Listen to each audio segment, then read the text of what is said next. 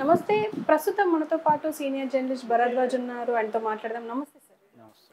Sir, ఈరోజు mad square cinema release అయ్యింది. దీని రివ్యూ ఎలా ఉంది సార్? అంటే బ్రాండ్తో సినిమా అమ్మేసుకోవాలి అనేటువంటి ఒక మూడ్తో మొదలైన సినిమా ఇది.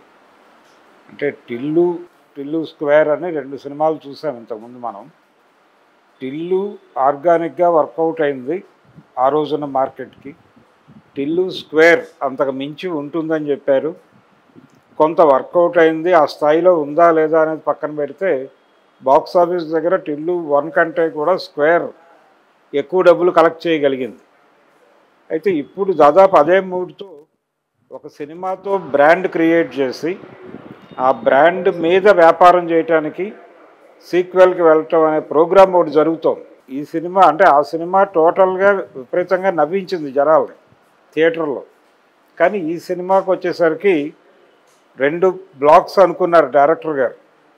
ఫస్ట్ బ్లాక్ పెళ్ళి, అంటే ఒక పెళ్ళికి సంబంధించిన ప్రిపరేషను, సమస్యలు, ఆ గొడవలు, అది గందరగోళం అవటము అనేది ఒక బ్లాక్ అనుకుంటే, గోవా ట్రిప్ అనేది ఇంకో బ్లాక్. ఈ 2 బ్లాకుల మీద కామెడీ పుట్టించడం కోసం రకరకాల ప్రయత్నాలు జరిగినాయి. ఈ ప్రయత్నాల్లో సునీల్ కామెడీ బాగా వర్కౌట్ అయింది. సునీల్ కామెడీ అలాగే వీళ్ళ మధ్య జరిగేటువంటి కాన్వర్జేషన్లో 1 లైనర్స్ బాగా వర్కౌట్ అయినాయి. అట్లా హోల్సమ్ ఎంటర్టైన్మెంట్ కాదు కానీ కొంతమేరకు వినోదాన్ని అందించే ప్రయత్నం అయితే జరిగింది. జనాలు నవ్వారు థియేటర్లో, కానీ కంటిన్యూగా అది నడవలేదు. గ్యాప్ ఉంది. అంటే మేము కామెడీ సినిమా తీస్తాము అని చెప్పి మొత్తం జోకులు పెట్టుకున్నా కానీ వీటన్నిటినీ కలిపేటువంటి ఒక కథ కూడా ఉండాలి, ఒక అంతఃసూత్రం. అది మిస్ అయింది దీనిలో. అది మిస్ అయ్యి ఏ బ్లాక్ ఆ బ్లాక్గా విడివిడిగా ఉంది సినిమా. ఒక కంప్లీట్నెస్ లేదు సినిమాలో. సినిమా మొదలైనప్పుడు అది అనిపించదు, ఎండ్ అయినప్పుడు అది అనిపించదు.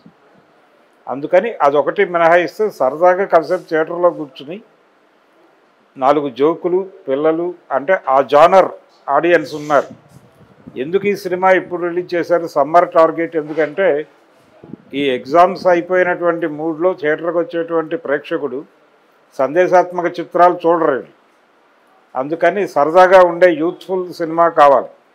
అంటే ఆ ఏజ్ గ్రూప్ వాళ్ళకి కనెక్ట్ అయ్యేటువంటి జోక్స్ ఉండాలి. వాటితో నింపే ప్రయత్నం చేశారు ప్రధానంగా సినిమాని. ఆ మేరకు వర్కౌట్ అయింది అంతవరకే. ప్రధానంగా వీళ్ళు ఆ బ్రాండ్ మీద వ్యాపారం చేయాలి అనేది ఉద్దేశం. ఆ బ్రాండ్ మీద బిజినెస్ కొంత మేరకు సక్సెస్ అయింది. కానీ కంపారిటివ్గా రెండింటినీ పోల్చి చూస్తే, మ్యాడ్ 1ని 2ని స్క్వేర్ని పోల్చి చూస్తే దీనికంటే అదే బెటర్గా ఉంది. డైరెక్టర్ కూడా ఆ మొదటి సినిమా తీసినప్పుడు ఆర్గానిక్గా ఫీల్ అయ్యాడు, కానీ ఈ సినిమా టైంలో ప్రెజర్ ఫీల్ అయినట్టుగా అనిపించాడు. అంటే మనం దానికి తగ్గకుండా వెళ్ళాలి అనే ఉద్దేశంతో ఎక్కువ కష్టపడి సినిమాని మరీ మెకానికల్గా మార్చాడు. ఆ మెకానికల్గా మార్చడం అనేది కనిపిస్తుంది తెర మీదే. ఈ బ్లాక్స్గా విడగొట్టడంలోనే ఆ మెకానిజం ఉంది. ఇలా మెకానికల్ కామెడీ సినిమా ఒకటి తీశాడు ఆయన. కాకపోతే సమ్మర్ కాబట్టి జనాలు, స్టూడెంట్స్ సరదాగా వెళ్ళి థియేటర్లో కూర్చుంటారు. వాళ్ళ జీవితాలకు దగ్గరగా ఉండేటువంటి కొన్ని జోకులు ఫస్ట్ హాఫ్లోను సెకండ్ హాఫ్లోను కూడా వర్కౌట్ అయినాయి. అదే సినిమాని నడిపిస్తుంది అని నమ్ముతున్నాడు ప్రొడ్యూసర్ గారు. కాబట్టి ఆయన నమ్మకం నిలబడితే నిలబడవచ్చు. కానీ కంపారిటివ్గా చూస్తే మాత్రం మొదటి సినిమా బాగుంది, రెండో సినిమా అంత గొప్పగా అయితే లేదు. సార్, ఇప్పుడు లడ్డు క్యారెక్టర్ మీద చాలా మందికి ఎక్స్పెక్టేషన్స్ ఉండే. ఎందుకంటే ఫస్ట్ హాఫ్లో, అంటే ఫస్ట్ మ్యాడ్లో మెసేజ్ చేస్తా బ్లాక్ అని చెప్పేసి ఒక కామెడీ ఇప్పటివరకు మర్చిపోలేదు. అలాంటి ఈ మూవీలో ఏమైనా ఉన్నాయంటారా? అంటే అతని మ్యారేజ్ మీదే కదా కథ నడిపింది ఫస్ట్ హాఫ్ అంతా. అందుకని అతని పాత్ర ప్రధానంగా ఉంది. దాని మీద కొంత కామెడీ వర్కౌట్ అయింది. అంటే అక్కడ వరకే జరిగింది. ఇప్పుడు మిగిలిన క్యారెక్టర్స్ కొంత డల్ షేడ్లో నడుస్తాయి. అందుకని కడుపుబ్బ నవ్వించే సన్నివేశాలు, జనాల్ని విపరీతంగా కనెక్ట్ చేసుకునేటువంటి సన్నివేశాలు లేవు సినిమాలో. లేకపోవటం వలన ఫస్ట్ హాఫ్ అతనే మోసాడు. ఆ పెళ్ళి గొడవ అంతా కూడా అతనే మోసాడు. అతని మీదే వర్కౌట్ అయింది, జనాలు కూడా ఎంటర్టైన్ అయింది అతని ఏరియాలోనే. సెకండ్ హాఫ్ వచ్చేసరికి నెమ్మదిగా సునీల్ కొంత భాగస్వామ్యం తీసుకున్నాడు. గోవా ట్రిప్పు వ్యవహారాలు ఈ గందరగోళం అంతా, అక్కడ ఒక డాను, ఆ డాన్ వలలో వీళ్ళు ఇరుక్కోవటం, ఆ డాన్ నుంచి బయటపడటం, అతన్ని ప్రపంచానికి ఎక్స్పోజ్ చేయటం, ఈ కార్యక్రమంలో రకరకాల అంటే యాక్షన్ ఎపిసోడు ఇదంతా కొంత ఒక పరుగు పందెం స్క్రీన్ ప్లే నడిపే ప్రయత్నం చేశారు డైరెక్టర్ గారు. అవన్నీ బాగానే వర్కౌట్ అయినాయి కానీ ఏదో మిస్ అయింది, అంటే ఒక కంప్లీట్నెస్ మిస్ అయింది సినిమాలో. అందుకని ఇంకొంచెం ప్రాపర్గా కథ అనుకుని ఉంటే బాగుండేది. ఒక కథ అనుకుని దానిలో ఇవన్నీ ఇన్కార్పొరేట్ చేసుకుంటూ వెళ్తే బాగుండేది. కానీ ఏ బ్లాక్ ఆ బ్లాక్ అలా విడగొట్టుకుంటూ వెళ్ళాడు. ఆ విడగొట్టడంతో కనెక్టివిటీ మిస్ అయింది. విడివిడిగా అంటే రేపు పొద్దున ఇవి సోషల్ మీడియాలోకి వచ్చేసి జనం చూసేయచ్చు వీడియోస్, అలా వర్కౌట్ అవ్వచ్చు. కానీ కంప్లీట్గా థియేటర్లో చూస్తే ఒకదాన్ని మించి ఒకటి ఉండాల్సింది పోయి 2 అద్భుతమైనటువంటి కామెడీ సీన్ల మధ్యలో ఒక 3-4 పేలవమైన సన్నివేశాలు కూడా నడిచిపోతాయి. అందుకని ఒక మిక్స్డ్ ఒపీనియన్తో ఉంటాడు ప్రేక్షకుడు. ఆ సినిమాకి అలా లేడు. మ్యాడ్ 1కి ఆ పరిస్థితి లేదు.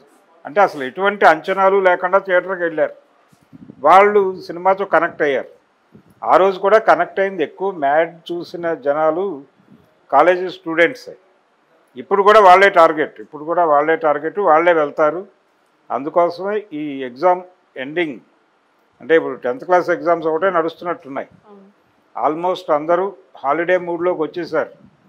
ఈ హాలిడే మూడ్లో ఉన్నటువంటి స్టూడెంట్స్ని ఎటువంటి ఇబ్బంది లేకుండా థియేటర్లో ఎంటర్టైన్ చేయగలము అనే ఉద్దేశంతోనే ఈ పంచ్ లైనర్స్ మీద నడిపారు కథని. అది కూడా ఆ ఏరియాలో కనెక్ట్ అయ్యే డైలాగులు ఎక్కువ ఉన్నాయి. అండ్ లాజికల్గా అసలు ఏం లేదు అండ్ స్టోరీ లాజిక్ లేదు చెప్పేసి మొదటి నుంచే టీం కూడా అంటే సినిమాకి లాజిక్ ఉండాలా లేదా అనేది కమర్షియల్ ఫార్మాట్ అంటేనే అది. లాజిక్ లేని కథని జనాలు లాజికల్గా అనిపించట్లేదు అని అనుకోకూడదు. జనాలు లాజికల్గా ఫీల్ అవ్వాలి అనుకోకుండా ఒక ఇల్లాజికల్ కంటెంట్ చూసేయాలి. అలా చూపించగలగటమే కమర్షియల్ ఫార్ములా. అది పట్టుకునే ప్రయత్నం చేశాడు డైరెక్టర్. ప్రయత్నమే, పూర్తి విజయం సాధించలేదు ఆయన. ఒక ప్రయత్నం అయితే జరిగింది, అది కొంతమేరకు ఒక 50% బాగానే ఎగ్జిక్యూట్ చేయగలిగారు. ఇంకొక 50% బ్యాలెన్స్ ఉంది. దాన్ని ఫుల్ఫిల్ చేసుకుంటే బాగుండేది. అంటే ఏదో ఒక కథ ఉన్నట్టుగా ఒక భ్రమ కలిగించాలి జనాలకి. అది కలిగించకపోతే ఏంటంటే కంపార్ట్మెంటల్గా కనిపిస్తుంది సినిమా. అందుకని గతంలో జంజాల్ గారు వీళ్ళందరూ, రేలంగి నరసింహారావు గారు వీళ్ళందరూ దగ్గర రకరకాల కామెడీ సీన్స్ ఉండేవి. వాటిని కనెక్ట్ చేసేటువంటి ఒక కథ కోసం వెయిట్ చేసేవాళ్ళు, మదన పడేవాళ్ళు. రైటర్స్తో కూర్చుని నిరంతరం మదనపడి ఒక లైన్ తయారు చేసేవాళ్ళు, దాని మీద ఇవన్నీ పేర్చుకుంటూ వెళ్ళేవాళ్ళు. అప్పుడు ఆ సినిమా కంప్లీట్గా వర్కౌట్ అయ్యేది. ఇప్పుడు ఆ ప్రయత్నం కనిపించలేదు ఈ సినిమాకి సంబంధించి. ఎందుకు చేయలేదు ఈ కసరత్తు అంటే బ్రాండ్ మీద ఉన్న బిలీఫ్ వాళ్ళకి. ఈ బ్రాండ్ మీద, మ్యాడ్ అనేది ఒక బ్రాండు, ఆ బ్రాండ్ మీద మనం ఏం తీసినా జనం చూస్తారు అనే ఒక కాన్ఫిడెన్స్ డెవలప్ అయ్యి ఈ సినిమా ఇలా అయిపోయింది. అండ్ మ్యాడ్ 3 కూడా ఉంది అని చెప్పేసి అంటున్నారు. చెయ్యొచ్చు, అంటే దీనిలో పెద్ద లాజిక్తో సంబంధం లేదు. ఆ 3 క్యారెక్టర్ల మీద వాళ్ళు రేపు పొద్దున ఎంప్లాయ్మెంట్లోకి వెళ్ళొచ్చు, ఆఫీస్లో కామెడీ పుట్టచ్చు.